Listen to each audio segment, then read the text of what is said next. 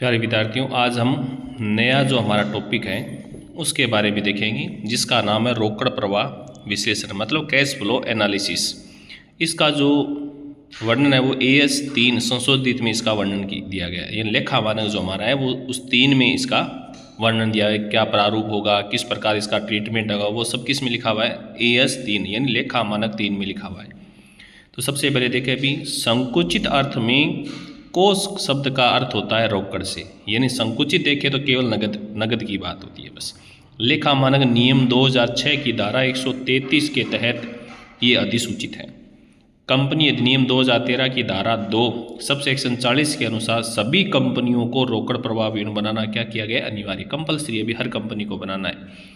लेकिन फिर कुछ कंपनियों को सरकार ने छूट दी। किसको भी? एक व्यक्ति कंपनी यानी OPC, लघु कंपनी, निष्क्रिय कंपनी को अपने वित्तीय विवरणों के साथ रोकड़ प्रवाह विवरण बनाने से क्या रखा गया? मुक्त, यानी इनको बनाना कंपलसरी नहीं। कौन सी कंपनी को? एक व्यक्ति कंपनी, लघु कंपनी और निष्क्रिय कंपनी। तो इसका मतलब सार्वजनिक कंपनी और सूचीबद्ध कंपनी को बनाना अनिवार्य होता है, बस इन कंपनियों को छूट है। रोकड़ प्रवाह विवरण एक विशिष्ट अवधि में उपक्रम की रोकड़ और रोकड़ तुल्य के अंतर्वाह भी रोकड़ प्रवाह विवरण की एक विशिष्ट अवधि जो भी आपने तय की है। उपक्रम यानी व्यापार की रोकड़ और रोकड़ तुल्य जो है दोनों, अंतर्वाह का मतलब होता है कैश इनफ्लो, और उसे क्या माना जाता है? स्रोत माना जाता है अभी। और बहिर्वाह मतलब आउटफ्लो, जिसे क्या माना जाता है? उपयोग का एक विवरण है। क्या? Cash flow. अब कैश प्रवाह जो है, जैसे सबसे पहले कैश है अभी, तो रोकड़ के अंतर्गत केवल हस्तगत रोकड़ जो आपके हाथ में पैसे हैं और आपके बैंक में जो जमा है केवल उसको शामिल किया जाता है। इन कैश और बैंक को शामिल करते हैं, वो तो है रोकड़।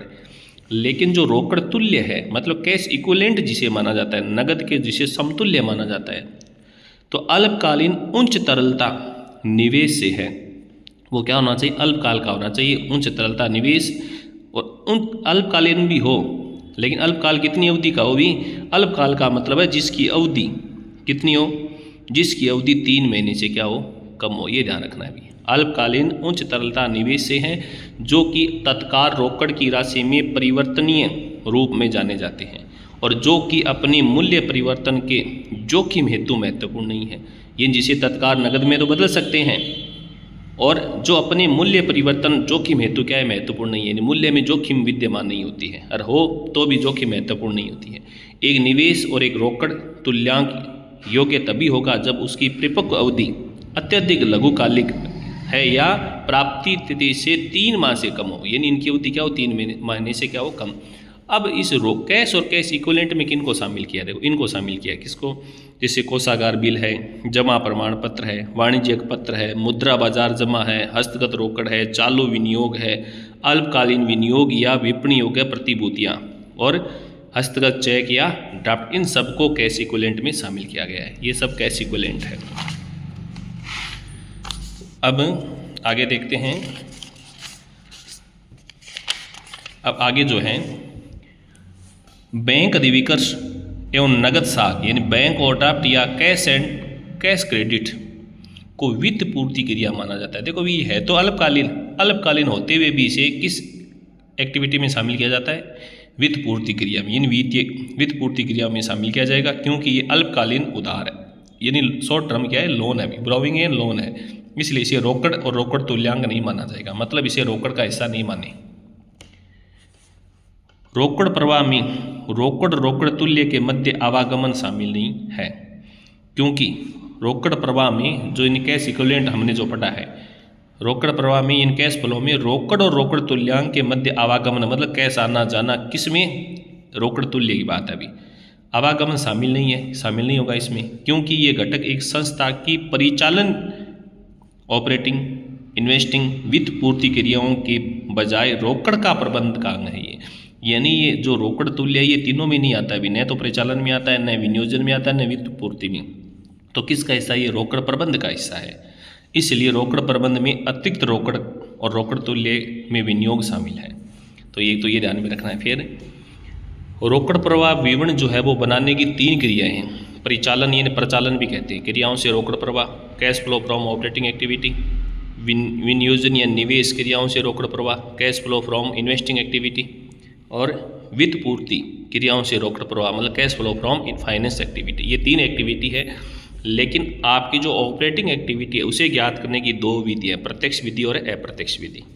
जैसे सबसे पहले बात करते हैं प्रत्यक्ष विधि से, परिचालन क्रियाओं से रोकड़ प्रवाह कैसे ज्ञात करें। परिचालन क्रियाएं व्यवसाय की उन क्रियाओं से संबंधित है जिनसे व्यवसाय में आय उत्पन्न होती है। अब ये तो इनफ्लो है, ये आउटफ्लो है। जैसे माल की बिक्री और सेवा देने से या ग्राहकों से जो राशि प्राप्त होती है इससे इनफ्लो होगा। अधिकार शुल्क है, फीस है, कमीशन है, आयगत रोकड़ प्राप्ति हो तो इनफ्लो होगा। माल और सेवा आपूर्ति का अगर आपने भुगतान किया है तो आउटफ्लो होगा। कर्मचारी उनकी सेवा का आपने भुगतान किया है। एक बीमा कंपनी की दशा में प्रीमियम का भुगतान, दावे का, वार्षिकी, अन्य लाभों का अगर भुगतान किया है तब तो आउटफ्लो है। अगर ये सभी चीज़ आपको प्राप्त हो रही है तो इनफ्लो होगा। आपने आयकर चुकाया है, निवेश और वित्त क्रिया से संबंधित नहीं होना चाहिए। भावी अनुबंध, वादा अनुबंध, विकल्प का आपने भुगतान किया है तब तो आउटफ्लो, और ये प्राप्त हो रहे हैं तो इनफ्लो। वित्तीय उपक्रमों द्वारा रोकड़ और ऋण परिचालन क्रियाओं में वर्गीकृत किया गया है क्योंकि ये उपक्रम की मुख्य आगम जनित यानी वित्तीय उपक्रमों द्वारा, इन जो वित्तीय उपक्रम है उन्होंने रोकड़ और ऋण परिचालन क्रियाओं में वर्गीकृत किया है। क्योंकि रोकड़ और लोन को क्या माना है, इसने परिचालन माना है। क्यों माना है? क्योंकि उपक्रम की मुख्य आगम का हिस्सा माना जाता है, संबंधित है। इसी तरह ब्याज का भुगतान और प्राप्त जो है तथा लाभांश प्राप्त परिचालन क्रियाओं में ही रोकड़ माना जाता है। किस कंपनी की दशा में? वित्तीय का मतलब बैंक संबंधी, जो बैंक वगैरह होते हैं उनके लिए ये क्या है, ऑपरेटिंग एक्टिविटी माना जाता है। अब दूसरी जो बात करें हम इनमें, तो अब इनकी बात अभी कि cash flow from operating activity जो डायरेक्ट मेथड से आप पढ़ रहे हैं उसका फॉर्मेट ऑपरेटिंग एक्टिविटी का इस प्रकार होता है। जैसे सबसे पहले कैश रिसीव फ्रॉम कस्टमर, फिर cash paid to supplier and employee, इससे कैश जनरेट फ्रॉम ऑपरेशन होगा अभी, फिर इनकम टैक्स घटा दिया अभी, इनकम टैक्स वगैरह, तो cash flow from before extra ordinary item, फिर कोई भी एक्स्ट्रा ऑर्डिनरी आइटम वगैरह वो प्लस माइनस होगा। तो इस प्रकार का फॉर्मेट है केवल ऑपरेटिंग एक्टिविटी का। प्रत्यक्ष जो विधि होती है उसमें गैर रोकड़ मद जैसे ह्रास, ख्याति, प्रारंभिक व्यय का अपलेखन और गैर परिचालन मदों यथा स्थायी संपत्ति और दीर्घकालीन विनियोग के विक्रय से लाभ हानि का कोई समायोजन नहीं होता इस विधि में। ये इन सब का समायोजन होता है अप्रत्यक्ष विधि में।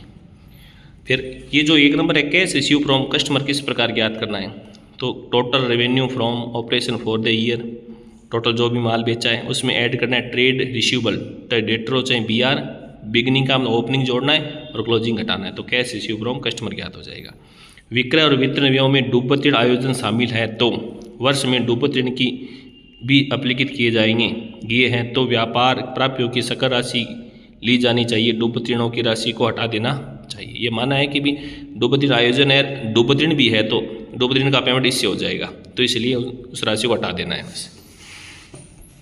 फिर ये जो 2 नंबर है कैश पेड टू सप्लायर, ये किस प्रकार ज्ञात करना है, cash cost of revenue from operation, सबसे पहले लागत लिखी है सेल्स की, फिर ऐड होगा कैश ऑपरेटिंग एक्सपेंसेस जो भी है, एडमिशन, सेलिंग, डिस्ट्रीब्यूट वगैरह खर्चे, फिर ऐड करना इन्वेंट्री एट द एंड जोड़ना है, trade payable at the beginning जोड़ना है, ओपनिंग है, prepaid expense at the end जोड़ना है, outstanding expense at the beginning, opening जोड़ना है, लेस क्या करना है, inventory at the beginning, trade payable at the end, prepaid expense in the beginning, outstanding expense at the end, इनको क्या करना है, माइनस करना है। तो इससे क्या ज्ञात होगा, कैश पेमेंट जो है वो सप्लायर को कितना करना है ये पता चल जाएगा।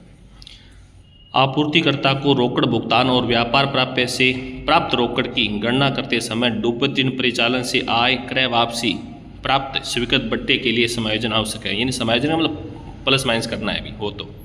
अब इनकम टैक्स आपने पेड के कैसे ज्ञात करना है, income tax for the year कितना है, income tax payable at the beginning, opening कितना है, और उसमें से income tax payable at the end, closing कितना है, घटाने से पता चलेगा कि ये आपने चालू वर्ष में पेमेंट किया है।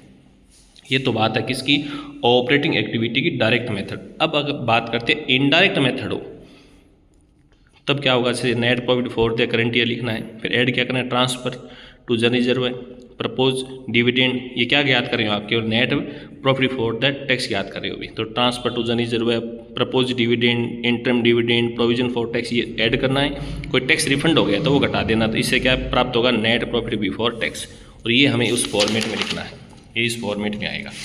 सेबी के द्वारा जो इनडायरेक्ट मेथड का फॉर्मेट दिया गया है कि cash flow from operating activity, सबसे पहले net profit before tax, add क्या करना है, इस लाभों में से ये सब खर्चे पहले से घटाए हुए हैं और इनका संबंध है व्यापार से नहीं है, इसलिए ये नॉन ऑपरेटिंग, इनको पास जोड़ना है, वापस जोड़ना है। तो cash, non cash and non operating item जो है आपके, जैसे डेप है, amortisation of good intangible in goodwill, provision for doubtful debts हो गया, डिस्काउंट ऑन ट्रेड रिसीवेबल हो गया, गेन या लॉस, तो लॉस या तो जोड़ना है, प्रॉफिट है तो घटाना है, सेल ऑफ फिक्स एसेट्स हो गया, इंटरेस्ट पेड है तो जोड़ना है, रिसीव है तो घटाना है, डिविडेंड पेड है तो जोड़ना है, रिसीव है तो घटाना है। इन सब को प्लस माइनस करेंगे तो operating profit before working capital change. उसके बाद वर्किंग कैपिटल जो है, इंक्रीज इन सी अगर हो रही है तो आपको क्या करना है, माइनस, डिक्रीज हो रही है तो प्लस, इंक्रीज इन CL हो रही है तो प्लस, डिक्रीज हो रही है तो माइनस। प्लस माइनस करने के बाद जो आएगा उसमें से टैक्स घटाएंगे गत वर्ष का, ये कौन सा होगा, ये गत वर्ष का प्रॉफिट होगा, जो गत वर्ष का आप चालू वर्ष में चुकाएंगे वो माइनस होगा। और उसके बाद कोई एक्स्ट्रा आइटम वगैरह हो तो वो एडलेस। तो ये तो है ऑपरेटिंग एक्टिविटी। और अब हम अगले जो वीडियो है उसमें देखेंगे इन्वेस्टिंग या हमारी फाइनेंस जो एक्टिविटी है उसमें किस प्रकार का होता है भी। धन्यवाद।